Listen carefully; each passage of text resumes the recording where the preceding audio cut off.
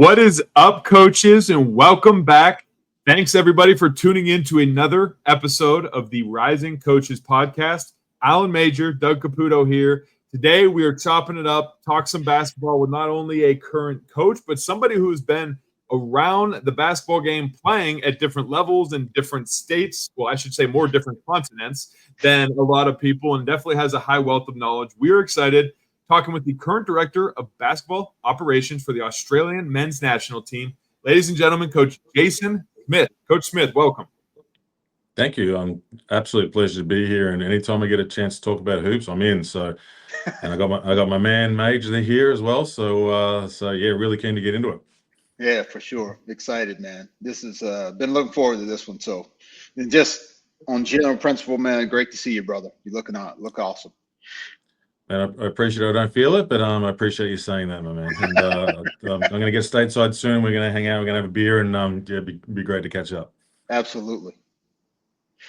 So, of course, I already got a little sneak peek of, and I know before we were on here, Coach Mage over here was showing me the pictures of you guys, the championships that you won, the successful career that you had from playing career. Going off of that from your college to then you go into the professional side of things, Australia, Italy, Croatia. I know you got to play in different areas and see different sides of the ball, but then also being on the coaching side now, being as the director of basketball operations with the national team. Across your career thus far, or I should say from before in the NBL, excuse me, and just internationally, you played under a variety of different coaches, right? Like, what were some of the things that you had saw with the coaches that you had worked with? And was there anything that really resonated to you as a player that kind of drew you in more or got you more amped up to play? Yeah, it goes back to my college days. I never really experienced, the professional standard until I went to college and had Mike Dunlap as the senior coach, and he demanded a standard that I hadn't experienced and wasn't expecting. So it was a very new experience to me, but I loved it. The discipline required, the character test, it just really made me think differently about basketball. I just played it because I was good at it and I was tall and I was athletic. I didn't really think about it as a career. But then, so he kind of refined my thought processes into understanding that the game could actually provide me with a career path, and which I gladly accepted that challenge and went on with it. So he kind of introduced me to that. And then when I came back to Australia, I played for Brian Gorgon, and I'd say the thing for him and Mike Dunlap that I experienced for me is that I honestly believe that they cared about me. Right? I think that they actually loved me. And it wasn't just what I could do on the court for them. It wasn't a transaction. It was relational. And then they believed in me, they invested in me, and they wanted the best for me. And I honestly believe that. And they got the best out of me. Right. So with that relationship, I was willing to sacrifice my body, my mind, in order to provide the best I could. So to answer your question, it was the relationship. It wasn't the basketball. It was knowing that he actually cared about me, and that made all the difference because I'd be willing to run through a brick wall for him. Coach Dunlap loved us so much that our team practiced in the blackout during an earthquake. So our team had an earthquake. It was an earthquake in Southern California. Campus loses power, and he's like, "Screw it, we're practicing anyway, boys." So we had to prop the doors open with trash cans, and literally the light in the gym was sunlight. Yeah, I didn't say he wasn't. I didn't say he wasn't crazy. I thought he loved me, right? Yeah, no, that's right. No, that's One came with the other though, but I think too, God, he got when you think about it, we used to compete, right? So, and that's the one thing I loved practice. I loved practicing because I loved competing. Yeah, and and we were fortunate. The teams that I've been on, we had really good players, so you're always competing someone in your position against someone who's really talented. And I had that my whole career. So I loved the competition, and the coaches that I had drove that really drove it to get that on a daily basis so that you could replicate it in games. It wasn't a freak occurrence that you could actually turn it on in games. It was it was the easy part of the game. So I love that about those coaches. They really drove the competitive nature. And when things were, I remember when Gorge. So here's one. Here we go. when things were going like just okay, like subpar, Gorge would grab me, and I was the captain of the team at the time in Sydney, and he'd say to me, "How do you think practice is going? You know, during a border break or whatever?" And I go, "Yeah, okay." And he goes, "What would you rate it out of 10?" I'd say, "I don't know, 6 or a 7." He goes, "Why? Why is it a 6 or a 7? Why is it my job to deliver an 8 or a 9? Like, you're the captain. What are you going to do about it?" So then this conversation happened 10 seconds on the sideline, and then I'd go back into practice, and then I'd just ramp it up and notch it up, and then get either into it with someone or just try to elevate the competitive nature with a couple of dudes, and then practice would be a 9. Yeah. All right. So I loved that. I really enjoyed it. I took responsibility and accountability to ensure that when we practiced and it was a practice day, like we were on, like we wanted to make sure we were competing hard and that we weren't missing out on an opportunity to get better. Yeah. Love that, man. No, those two guys are big on ownership, just like you said, man. I mean, just, they'll get you to the court, but there's an expectation that they both had that you felt that healthy pressure to be exceptional every day. You could not, if it was comfortable, that wasn't, those guys didn't do comfortable, neither one of them, in a good way. Helped elevate everybody. And you trusted them, right? Because at the end of the day, like I said, you knew they cared about it. And we were talking the off season around career path and where we're heading and that type of thing. But I trusted them with my career. I trusted them with what we were doing on a daily basis. And the byproduct is we won, right? So we were really competitive. We were really good, and we won everything. Yeah. So why wouldn't I trust that? So if you're competitive, you're having fun as well, and you're winning, like it's a really good recipe. No doubt. The winning can cancel a lot. It definitely can, especially if you're not having the fun part or doing. But if you're winning and you're out there putting up numbers, who's gonna argue with you? The one thing I love too is, and I literally was just talking about this today, how you said I should say your former coach never looked at it as a transaction. It was more like an actual relationship and relational. Like I was joking with somebody and I said, yeah, that's what you got to do. Now I was talking with somebody who was a Division I coach. I'm a Division III coach. So from that perspective, yes, we have different perspectives on recruiting, but like for me, it's more relational for recruiting. Division III kids, they're paying to come to us, so like I have to have that relationship, how you're talking. But then they were like, that's not how it is for me. And I'm like, yeah, well, because you have the money involved with it now. Like it's a completely different dynamic, not even necessarily from divisions, but I'm getting more from what it used to be to what it is now. Like it's all more money and financially, what can you do for me and why should I come to your program rather than like, hey, I want this kid. Like we want you, the coach coming to him at this point. Yeah. I mean, if it gets down to, and this is the problem with NIL, right? Like, and we're involved in this all the time with the kids that we are developing.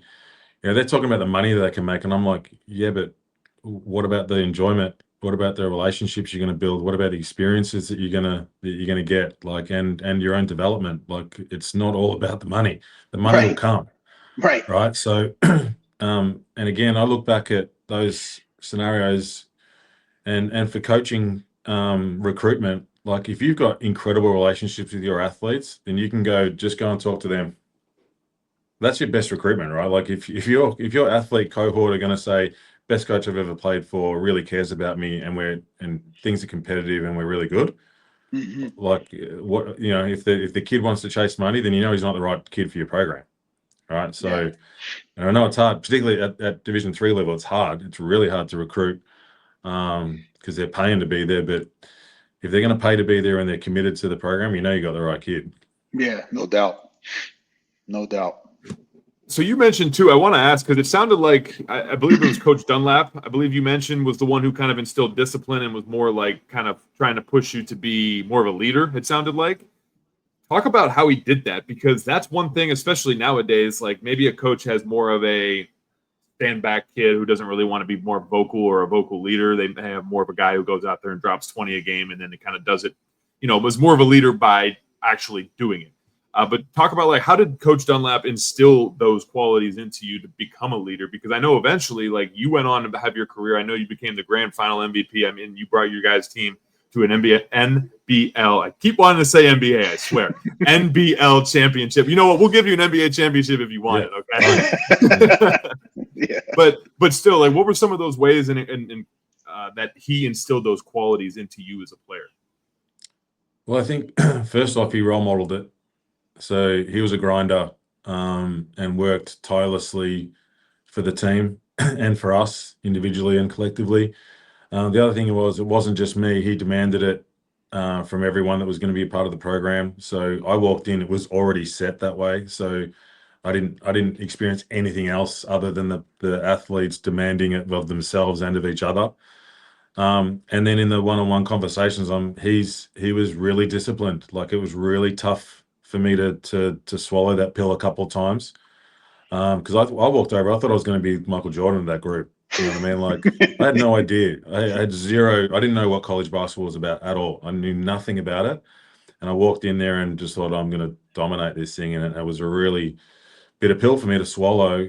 But he had honest conversations with me. So the relationship that we had straight away built on honesty, respect, and then the excellence. Just demanded the standard. And when it wasn't there, you call it out, make sure, and you're accountable for it.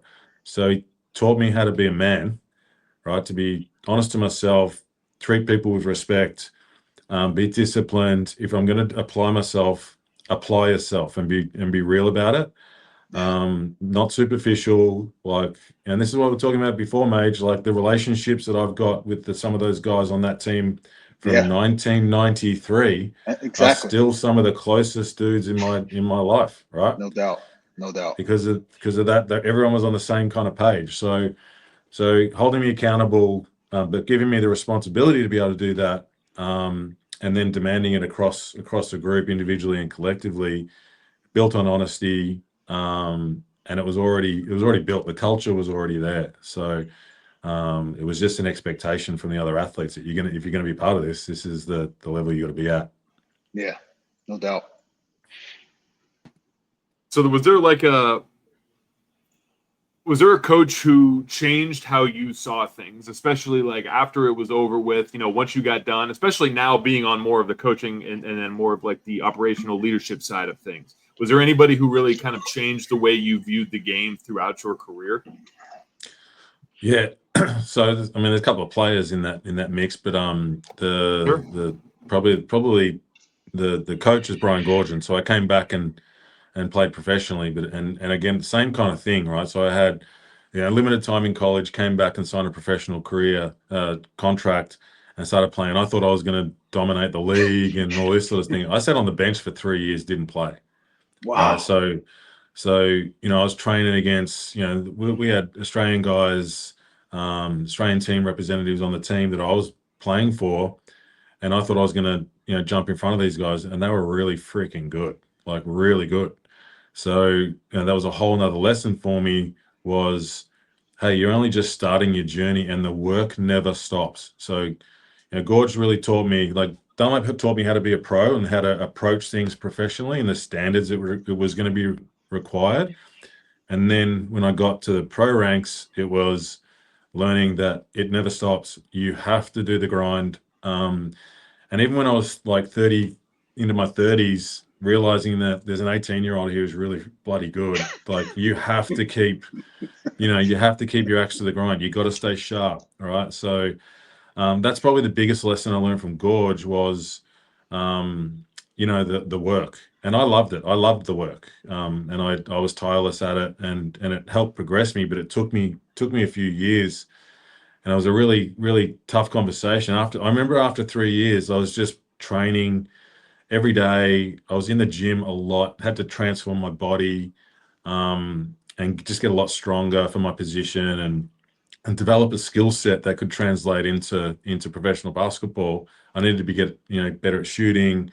I was a pretty good defender. I was pretty athletic, but I needed to have something to hang my hat on that it would give me minutes on the court. So it was defensive capabilities, right? I'm long, 6'5" and long. So I really worked on that hard. But after 3 years, I wasn't playing. I was doing my apprenticeship essentially, and then I sat down with Gorge at the end of that season. And I said, I'm done. Like I'm not making a lot of money. I'm probably going to go back to school and finish my degree because I didn't finish it. So I'm actually thinking about walking away from basketball. And he said to me, "Do you trust me?" And I said, "I think so. Right. I think so, but it hasn't really worked out so far, right?" Right, exactly. And he goes, "Well, if you trust me, sign another contract. Your career is about to take off." Mm. And I go, "Well, I'm not sure." And he goes, "You need to trust me now. Sign another contract. Give me 2 years, and in the next 2 years, your career is going to get to the next level." And it did. I trusted him. The next year, like my apprenticeship was served, and it enabled me then to compete at another level. And I could dominate in my league, and then got international opportunities off the back of that, Olympic Games and World Cups and the like. But I had to go through that process, which was really hard. Like 3 years, man. Like it was really hard. I had to really eat a lot of humble pie, check the ego at the door, and really recalibrate my life on, do I really want to do this? This is really hard, and I'm not getting the rewards immediately. That delayed gratification thing, which is now forgotten about, is was Yeah. really hard, and Yeah. that's why people don't want to do it, because it's hard. Yeah. And I'm fortunate that it worked out, and I did trust him, and for that I'll forever be grateful for him, because it really was the foundation building blocks that I needed in order to catapult into the next stage of my journey. Yeah, that's awesome, man. Let me ask you this, Smitty, and I don't even know if I've ever asked you this. When you finished playing, did you it's a two-part question. One, did you ever consider coaching, like jumping into it full time, full blast as a career? And then what led to the shift of joining the Boomers, and kind of what inspired you to kind of want to do what you're doing now? Because this is how many years now? You're well in the double figures. You've been doing this. How many years? I don't even know, man. Like it's been a while, but I lost track too. But yeah, I've been in basketball for 35 years.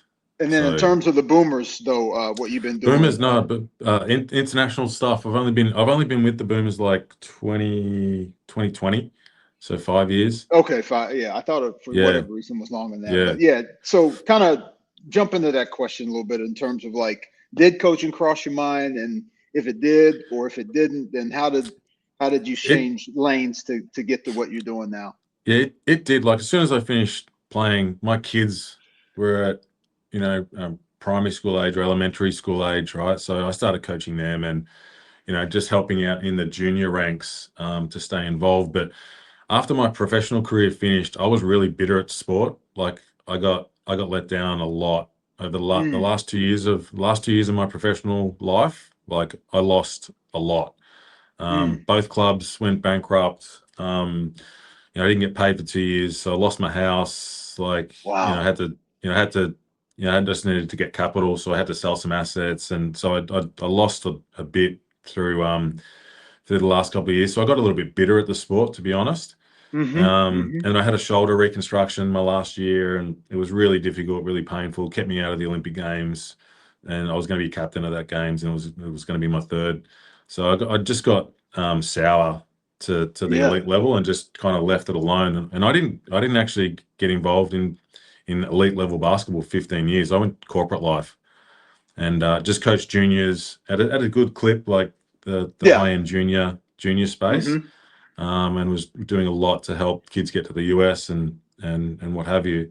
But always had that drawback, like I've got a skill set that's not being utilized. It's a unique skill set because of the experience. And then when I got more mature and kind of, thought about my experience my last couple of years as a pro, like it happens, right? It didn't just happen to me, it happened to a few people. So I kind of got over that. It took a while to get over it. Yeah. But I got over it, and then I was looking for opportunities to get back involved in elite sport, high performance, and actually the thing that helped me the most is my corporate background.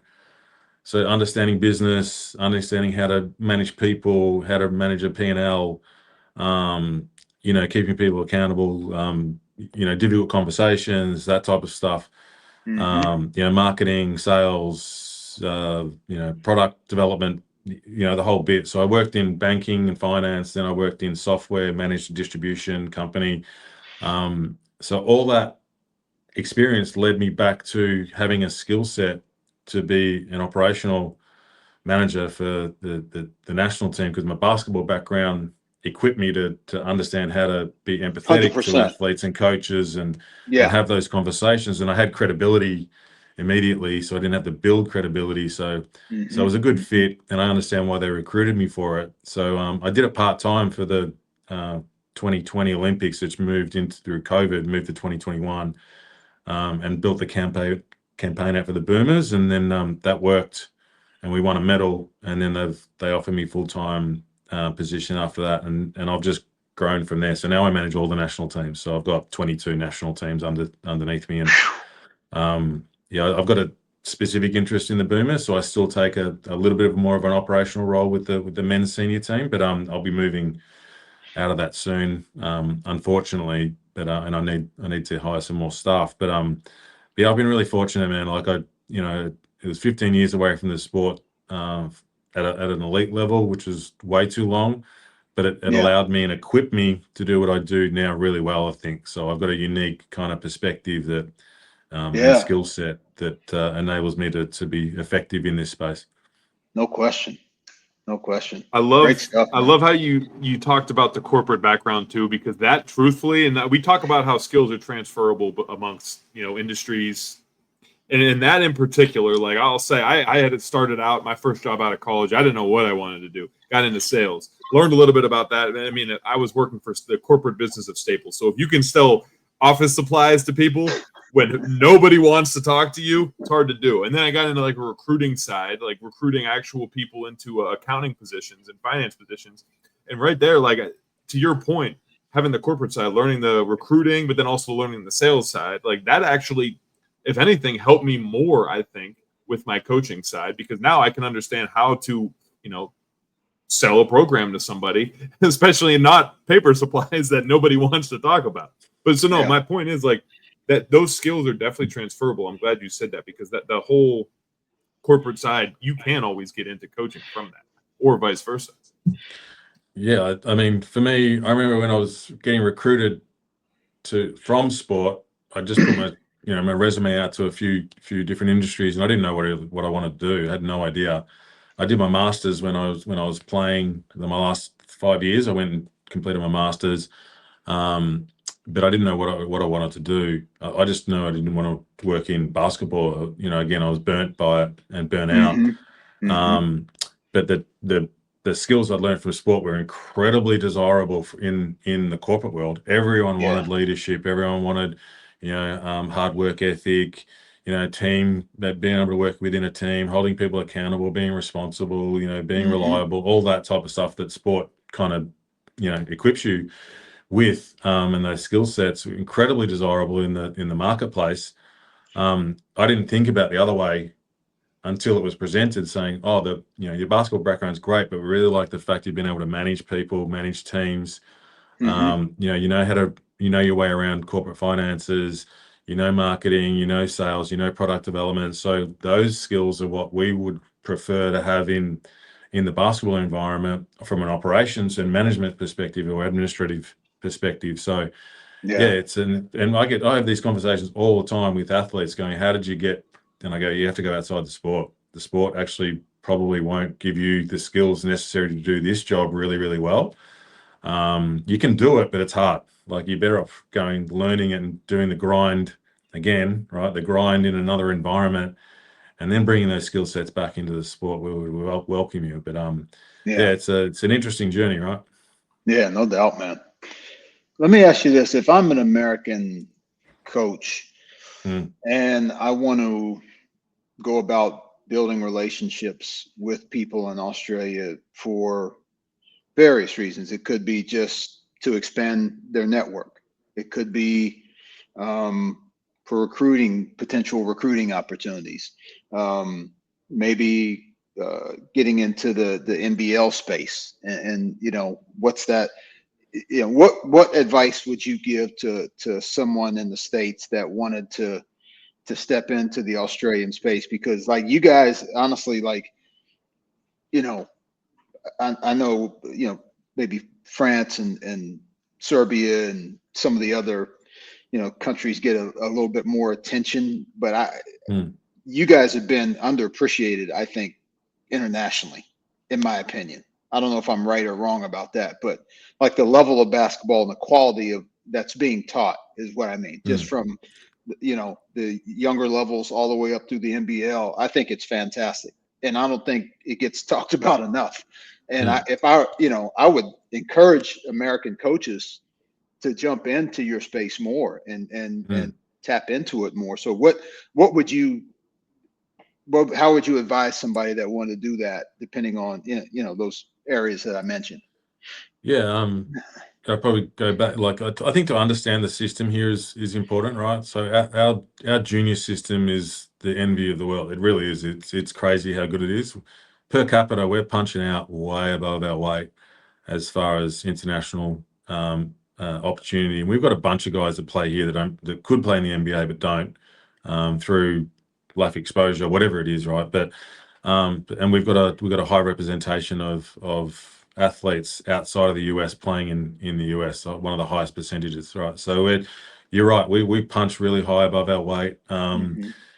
We've been very consistent in that on the men's and women's side now for a long time, and it's the on the backbone of the junior system is really, really, really good. So to have an understanding of what that looks like is beneficial. To be honest, Mage, like, we're like most Aussies are good people, right? Like we want to associate with good people. Like I would encourage any coach, if you know an Australian within the system, and you reach out to them, they're going to want to help you. That's the way we're built. Like, I don't know, Mage, if you said to me, hey, I got this coach that wants to connect with Gorge, can you do an intro? Yeah, man, you're my guy. Like if you trust this guy, he's in, no problem. Yeah. Right. So it's the we're really trusting, we're good people. We want to build on our own networks and relationships, and we look at the US as a really good market for us to be able to do that, not only for our for the benefit of coaches over there, but for our benefit to learn new things and expand our own. But yeah, Mage, I'd just say it, like, find someone who knows someone and get an introduction. That person's not going to say no, they're going to say yes. Right. So yeah, what do you need? How can I help? Like, I think we're generous with our, our in our culture, regardless. And if we can help someone improve or get better or provide an experience, we're going to do it. And you'll see there's a lot of American coaches over here, a lot at every level. There's a lot. So we value what the US does from a coaching perspective. Their pathway's really set and solid. Where ours gets bottlenecked real quick because we don't have as many professional teams and leagues and what have you, right? We don't have the college system, so we don't have the money to provide a professional system like the US does. I mean, I know your scale's a lot bigger as far as population, what have you, but we get real pointy real quick. So there's only 10 professional jobs in the National League. There may be, I hire 6 professional coaches in my national programs. The rest are part-time. So there's not a lot of full-time professional gigs here.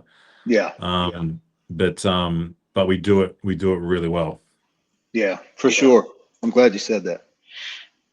I would say the only thing to note if you're going to Australia, and I said it once before we hopped on here, is just watch out for those spiders, because those things I'm telling you, that is the number one thing on my list. Like if there's 3 places that I could visit, Greece, Italy, and then Australia would be in the top 3. But then after seeing all those, it really I don't know. I'd love to come visit you sometime, Coach Smith. I would. Well, we got anything that can kill you is here, right? So you got octopus, spiders, snakes, crocodiles, sharks. Yeah. we're a dangerous mob down here, man. Like you got to be Yeah. careful. Kangaroo Right? will But run you over too if you're not careful. kangaroos will mess you around, man. They'll mess you up. They will mess you up. So you got to be careful. But that's what I'm saying. Like, just reach out. We'll put you under our wing. You'll be safe with us, and That's no right. problem. Yes, sir. So I want to ask you a little bit about the national team side of things. I mean, being the director of basketball operations, kind of working more on the operational side, as you said. Like, I know you have a strong background prior to like being a senior partner, being with Commonwealth Bank. So you obviously had a lot of more of the financial side of work. But talk about just the director of basketball operations side. I know a lot of people might know that role from a college perspective, but from a national team perspective, is that any different? Is there any more duties that you have? Like, how does that look? Yeah, it's really different. So we look at things in cycles, right? So Olympic cycles. So we get a lot of our funding from government to, if you're an Olympic sport, so you get funding via government, as well as player levies come up and they fund more the participation side. So we govern the entire participation side in the country. So we're a far-reaching organisation, but we're relatively small. So on the national team side, so for me, an operational is I'm building their campaign for 4 years. So it's a 4-year cycle, and that's the way I look at it. So I'm looking at what do we need in order to podium finish at the next Olympic Games. So let's use LA because I'm looking at the LA cycle now. So as soon as we finished in Paris, the girls win bronze, the men finish 5th. So, okay, how do I finish higher? The men's and women, we start from day dot. All right, let's look at the athletes, right? So has that landscape changed in international basketball, right? So in the men's has changed significantly over the last 10, 20 years, is that every position's gone probably 4 or 5 inches taller, right? And longer. So in order for us to compete at the next level, we need longer and bigger athletes, right? And the women are the same. So we've got to be able to shoot the ball better. So we know that we've got to start developing at a younger age some of these skill sets. So that's what translates downhill and integrates into our junior programs. But for me, it's all right. So what else do we need to do in order to finish in LA and win a medal? I need more international experience for some of these players. So now I've got to build campaigns out over the next 4 years going and within tight windows of opportunity because all our athletes are playing professionally in the NBA or WNBA or the NBL here or the WNBL. So where are our windows? Who do we want to play and why? Is it going to help us get better or not? Is it a relationship that I need to keep strong? Do I need to set up an MOU or a memorandum of understanding so we've got an ongoing relationship and that it's of a value exchange that's equal or a win-win? So there are all kinds of things. Then I've got to think about the commercial aspects. So how am I going to fund this? And I've got to talk to the finance team and the marketing team. Okay, these are the opportunities I think we want to do. Can we monetize any of this? What sponsorship are you looking at? I need $750,000 in order to deliver these 2 activities or events that we want to do. And then I work with the coaches and I say, does this satisfy what you want to do in order to win a medal in LA? And then I get into the real operational side of the detail of what's it going to cost me and what budget do I need in order to deliver this. And then I talk to finance and So, and then we start executing. So, and then I deliver it down to the layer beneath me, the team management, and then they deliver it. So there's a lot of work goes into, thinking about what do you need to do in order to medal. Right. So we don't mess around down here, and it doesn't always work out, right? There's a lot of, variables that come into play, but we've got a very clear plan over that next 4-year period. And sometimes for us, it's, I've got 2032 in mind as well, because it's in Brisbane, it's in the home soil. So everything I do now is not only LA, it's for 32. So I've got 15, 16-year-old kids I'm identifying right now that we're investing in and coaches to get them on their pathway, because I see them playing for us in 2032. So Wow. it's a big project when you think about it, and when you get into the minutia, the details out of control. And to deliver it, it's really resource intensive, right? So it's really difficult to deliver on that. So, but I really like the strategic stuff. I love talking to coaches around, how do you think we're going to do this, right? What do we need in order to win? What type of athlete do you need? What skill sets do we need to improve on? How are we going to drive that? How are we going to deliver a 12% increase in shooting percentages across the board? How are we going to do that, right? And so we get into training plans, and I listen to them talk about how they're going to do that from a, expectation from the athletes, and deliver that across the board. It's really cool. And I understand that stuff because I was there. So when they talk crap, I call them out on it. Exactly. I go, no, that's not going to work. Like, you need to say, be specific. How are you going to, So every training practice, you're going to have 15 minutes of competitive shooting, or whatever it is, right? So, so that kind of, that's my role. It's a little bit morphed into something a little bit more than just operational, but I love sitting up here, and I'm really helping. I feel like I'm really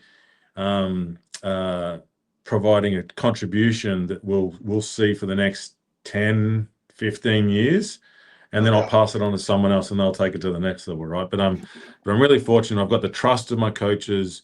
I've played with a few of the athletes still that are on their, the last few years of their career. So there's a strong relationship with the playing group. So I'm in a really fortunate position at the moment with my senior men and senior women's team, and then my other two teams that I'm really passionate about are the wheelchair men and wheelchair women's team that play at the Paralympics. I knew nothing about wheelchair basketball, and my eyes have been completely open to really value these athletes. They're insane. Oh my They God. are so bloody good. The complications, man. and even the coaches, how they coach, the tactics and technical requirement to coach wheelchair is insane. Like, able body or 5-on-5, the running game is simple, like, in comparison. The difficulties and complexities that you've got to face with a wheelchair program, and the athletes are incredible. Yeah. Like, you think about, I talk about these NBA athletes, and they go, oh, I had this, really tough season. I go and talk to the guy in the wheelchair and tell me about your adversity. Yeah, absolutely right. No question. What I mean? Like, yeah, no doubt. But so across the board, I'm engaged with a lot of groups and a lot of teams, but I'm really enjoying it. And the playing background and coaching background has really helped me to deliver on some of this stuff. It's given me a nice perspective that I think adds value with these programs. So.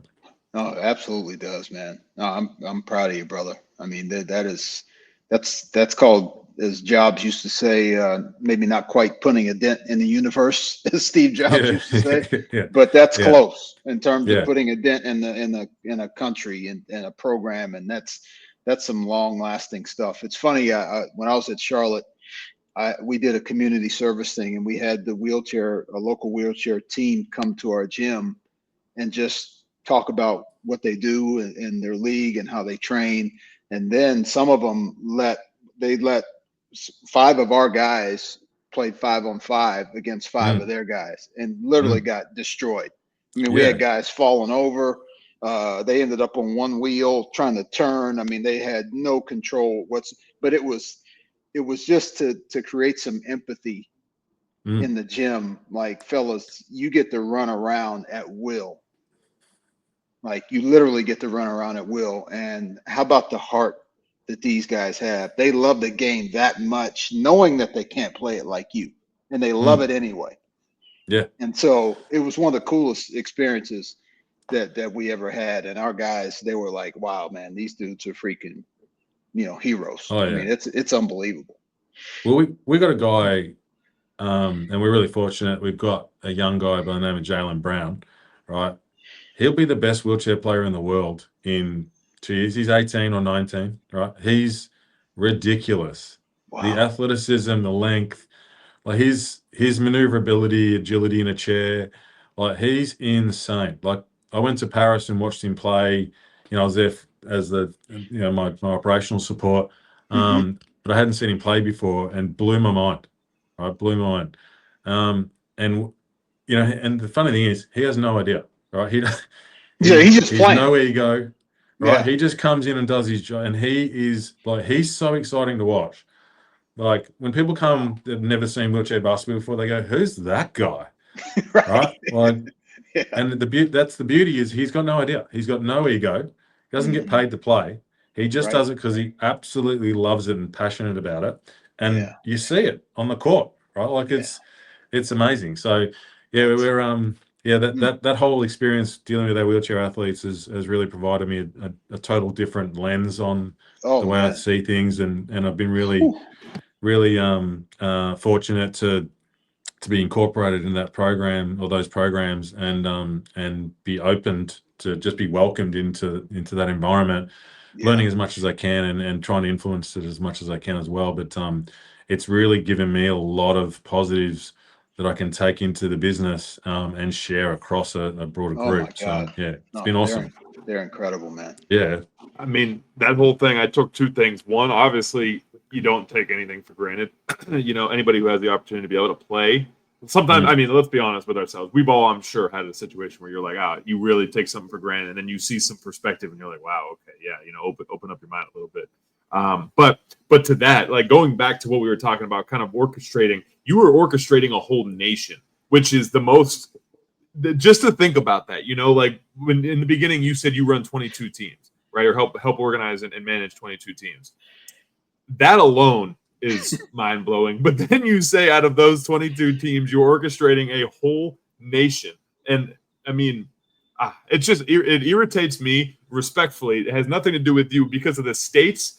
The way we do things, we go and find some guy off the street that says, hey, you want to be our AAU coach and teach our youth? Yeah. And then instead you guys are orchestrating the whole nation to be able to run a program around the professional levels and then the Olympic levels. Yeah. Well, it's so I wouldn't say I run the whole nation, right?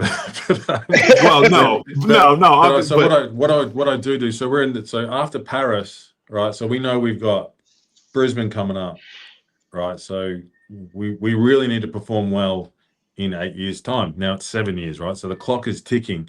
So there's a requirement and an obligation to ensure we're doing everything we can, because after Sydney, the Sydney Olympics in 2000, the burst of pride that we had in our country, right, that we benefited from 20 years, right? So it's a cultural shift that we know that we can have an impact. It's massive, right? So I don't take that lightly. Yeah. Right. So I look at that and go, we've got an opportunity here to have a significant impact on the country just by our performances of playing basketball.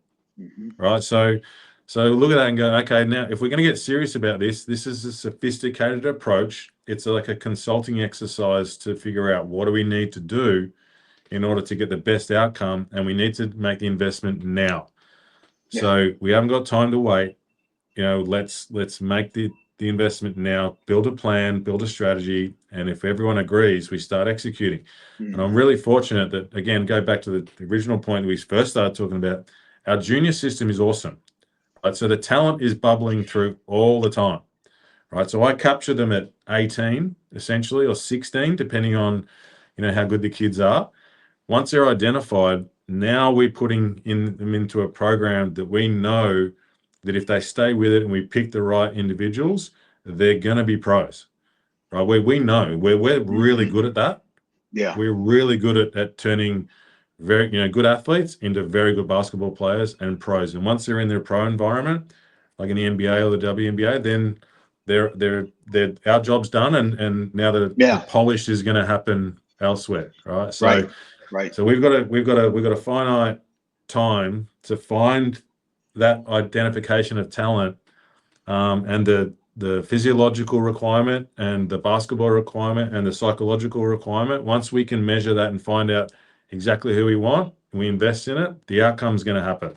Yeah. Because our system is that good. So so I don't take that's not me, right? I do not take any credit for that at all.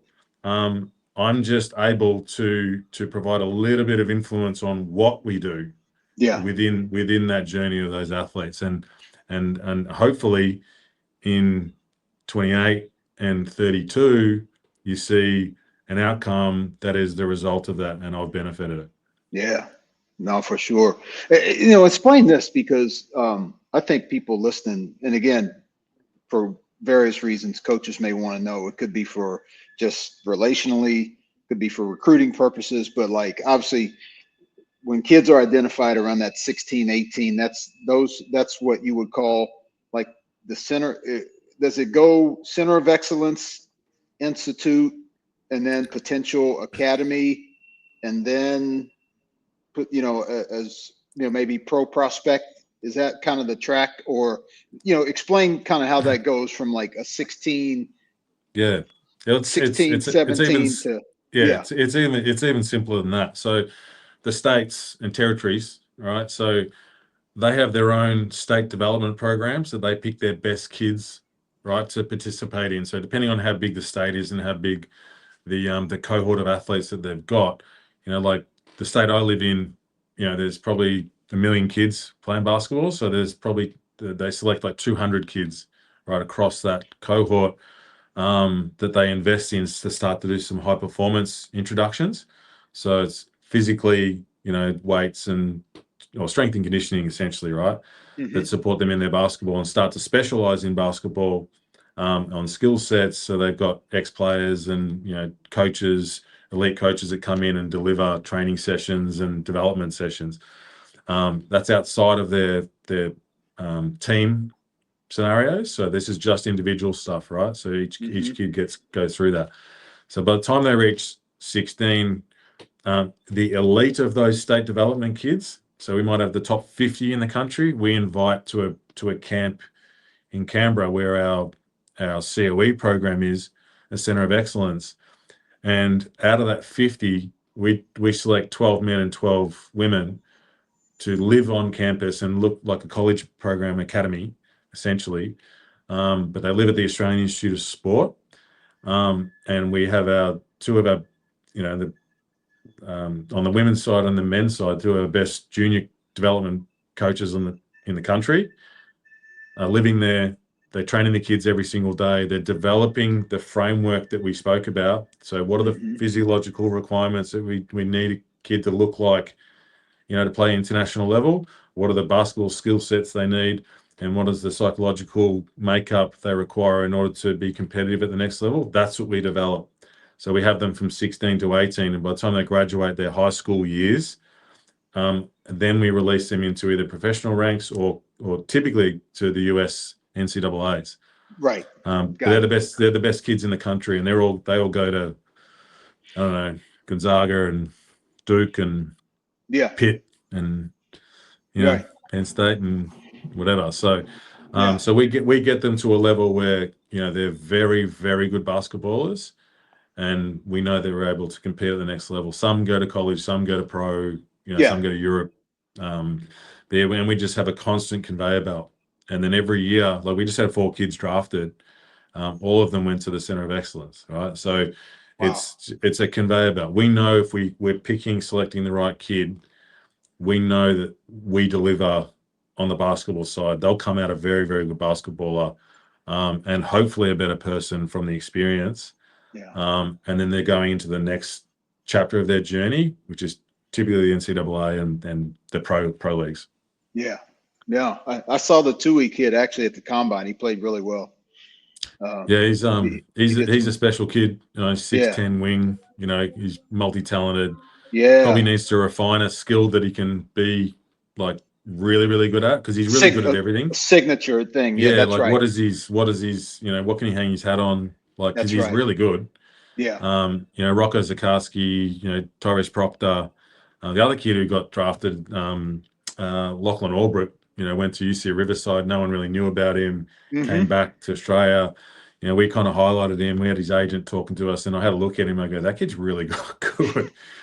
So we brought him into our fold and have helped him along the journey. But a late developer, kind of like myself, a late developer, and then has just been drafted. So it's we get to influence a lot.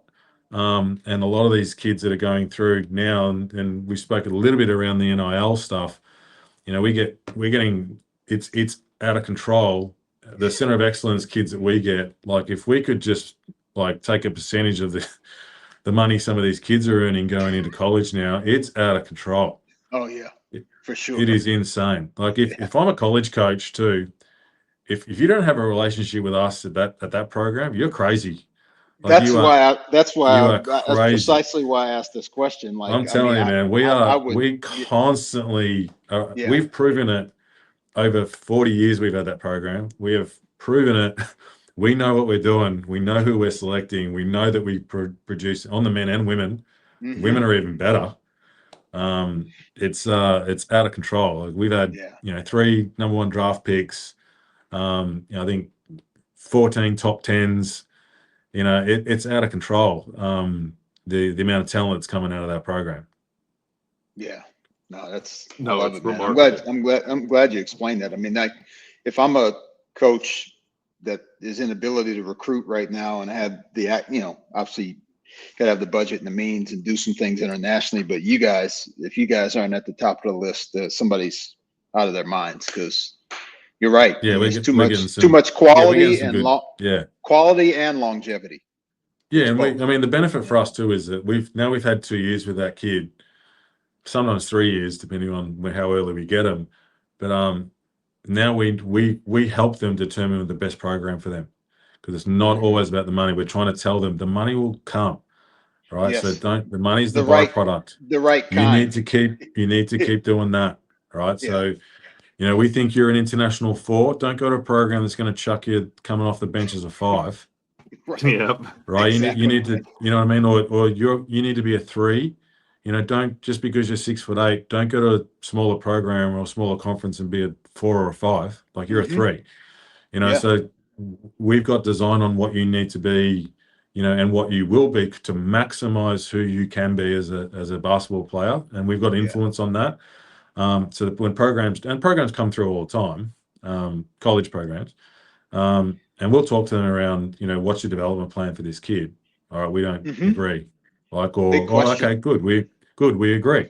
Right. So that's how we see, that's what we've been building. That's where we see the biggest value for this athlete. So, so we're in a trusted position of confidence with these kids as well. So, yeah, it's a good position to be in, but it's a relationship, right? Like, it's built over time, and they trust the coaches, they trust the environment, and they trust the program. But and it goes back to our first point. Those coaches really care about those kids too. Like, they're selecting them. They spend daily with them. Like, day in, day out. And they The really kids care here about them. they're getting texts from those coaches at 3 a.m. Yeah. Like, hey man, watch you play. They know the kid is asleep, but like, hey man, watch you play. That was awesome. Or, hey, don't worry about it. Hang in there. Keep shooting the ball. Next one's in. Whatever that looks like. Like, I'm sure those kids, that connection, just because they leave and come over here, that connection stays strong. Without a doubt. And when they come back, it's funny, because I still get, you still get Paddy Mills and Joe Ingles and stuff. They could still go back to Canberra, where the Center of Excellence is located, and they just gravitated to it, right? Because they really enjoyed their experience there. Andrew Bogut, Lauren Jackson, Penny Taylor. There's a bunch have come through there that gravitate to that program, because the memories that they've got were so tight. Yeah, you hear a lot of the French guys saying that about NCEP. The same thing. Same. A ton of those guys. They very similar. Yeah. They've got a bigger scale, right? They've got multiple campuses, but they've got a very similar program. And actually, we converse with France all the time. So I'm my equivalent in France, great guy. We're constantly talking, and we're not protective of our IP. Anyone wants to come in and see what we do, no problem. Like, we're happy to share. There's no real IP on it, because we're not rocket science as far as what we're delivering on the court. Right. So I'm sure everyone's delivering something similar. So we want the world of basketball to continue. We want to know what the innovation is and what's working well over there, and and if we're doing something well, we want to be able to share it, because I want to be able to borrow something from China and Serbia and and the like. But the international federations are pretty good. Like, we don't mess around. We're happy to support each other and try and grow the game.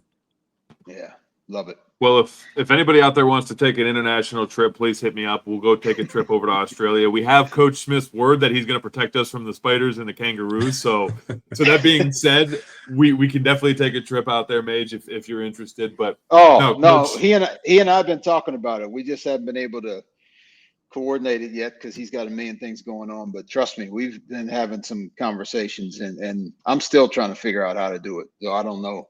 I'm not giving up. I don't know what that look like, but we'll get it. We actually just finished our coach conference. Yeah, you were texting me about that.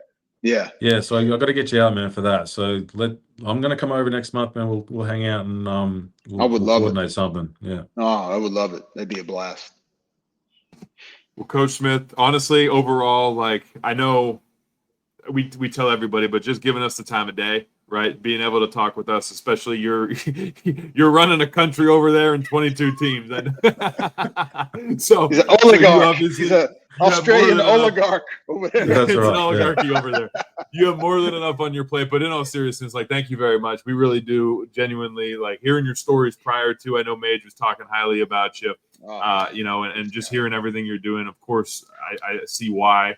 But just going from your playing career to being what you're doing now, and it's a great story to be told. And that being said, it's great for people to learn about that too, especially this side of things if they want to get an international. So thank you for giving us the time of day and chatting with us. Yeah, pleasure. Appreciate it. Thanks, guys, and to connect with my man Mage anytime. Appreciate it. No, Smitty, listen, before Dougie lands the plane, had a blast coaching you. I mean, I look at that picture probably a couple times a month. Amazing memories. You were a hell of a player. I think you shocked a few of the guys when you got here about how athletic you were, and you posterized a few dudes, and kind of a coming to America type deal. But more so, more importantly, to see the man you become, the husband you become, the dad you become, the I guess executive, put that down the list. Man, husband, father, those top three. Unbelievably proud of you, brother. Not the least bit shocked. And love you to death, man. Can't wait to see you again. And this one's been special for me personally. So thank you again for doing it, brother. Anytime, Mage. You impacted my life at a really precious moment of my history, right? So I really valued it, and you've always been there, man. So anything you ever need, man, no problem. Likewise, man, always.